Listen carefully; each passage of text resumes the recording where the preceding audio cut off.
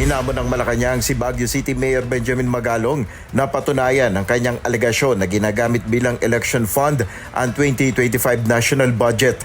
Sinabi ni Palace Press Officer Undersecretary Claire Castro na iginagalang nila ang pahayag na ito ng alkalde, ngunit mas mainam kung suportado ito ng mga ebidensya.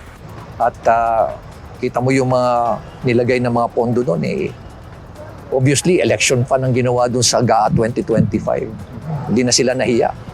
Ang kakapal ng mga mukha nila. Ang dami-dami na nga nilang ninakaw So kung meron pong ebidensya, ito naman po ay may kaso na patungkol po sa GAA at sa enrolled bill.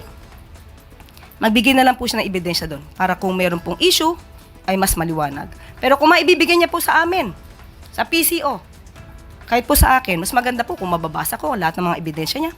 At ito po ay ating paiimbestigahan.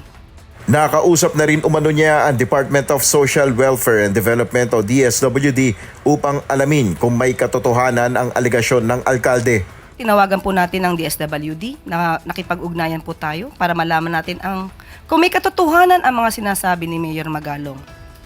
Tanong po natin na mga politiko lamang ba ang pwedeng mag-refer sa DSWD kung may nais tulungan? Ang sabi po nila, anybody, kahit sino, ay pwedeng humingi ng tulong sa DSWD.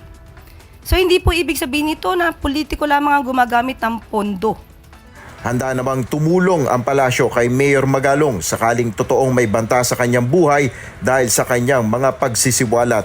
Mas maganda po, dati naman din po siya na naging parte ng PNP. Magaling naman po siya mag-imbestiga. Bigay lamang po niya ang lahat ng ebidensya at tayo'y tutulong kung totoong may death threats. Nel Maribuhok, UNTV News and Rescue. Diyos ang aming sandigan, serbisyo publiko ang aming pinahalagahan.